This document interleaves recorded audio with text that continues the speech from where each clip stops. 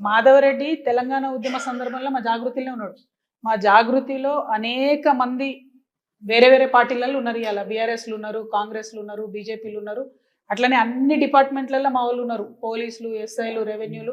మాది 20 ఏళ్ళ సంస్థ, చిన్న సంస్థ కాదు. వేల మందిని నాయకులను ప్రొడ్యూస్ చేసినాం. ఎట్లయితే ఠాగూర్ సినిమాలో చిరంజీవి గారికి అన్ని డిపార్ట్మెంట్లలో ఉంటారో అట్లా మా జాగృతి వాళ్ళు అన్ని దగ్గర ఉంటారు.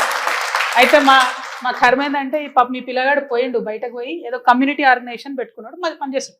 ఎవరి కమ్యూనిటీ కోసం వాళ్ళు పనిచేసుకుంటారు. ఆయనను తప్పుదో పట్టించి హరీష్ రావు గారు కేసు వేయించి ఆయనతో పాటు ఇంకొక ఆయనతో ఆ కేసు వేసిన రోజే నేను చెప్పిన దీని వెనుక హరీష్ రావు గారి హస్తం ఉందని. అది ఎప్పుడు రుజువైంది? నిన్న ఈ మాధవరెడ్డికి టికెట్ ఇచ్చుడుతో రుజువైంది. ఆ పిల్లగాడు అప్పుడెప్పుడో తెలంగాణ ఉద్యమంలో 2010లో 9లో వెళ్ళిపోయాడు మా ఆర్గనైజేషన్లోకి వెళ్ళి. అప్పటి నుంచి కమ్యూనిటీ ఆర్గనైజేషన్ పెట్టుకొని నడిపించుకున్నాడు. లీడర్ చేసింది మేమే, మా కర్మగాలి. కాకపోతే అది ఇప్పుడు వచ్చి బీసీలకు వ్యతిరేకంగా ఒక అస్త్రంగా హరీష్ రావు చేతిలో ఆయన చిక్కుకున్నాడు.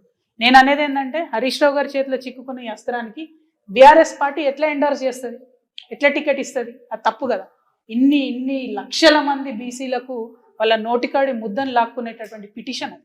అటువంటి దానికి బీఆర్ఎస్ పార్టీ రాజముద్ర వేసి మరి ఆయనకు టికెట్ ఇవ్వడం అన్నది చాలా అన్యాయం. దీన్ని మేము తీవ్రంగా ఖండిస్తున్నాం. బీఆర్ఎస్ పార్టీ ఖచ్చితంగా వాళ్ళ స్టాండ్ ఏందో చెప్పాలి.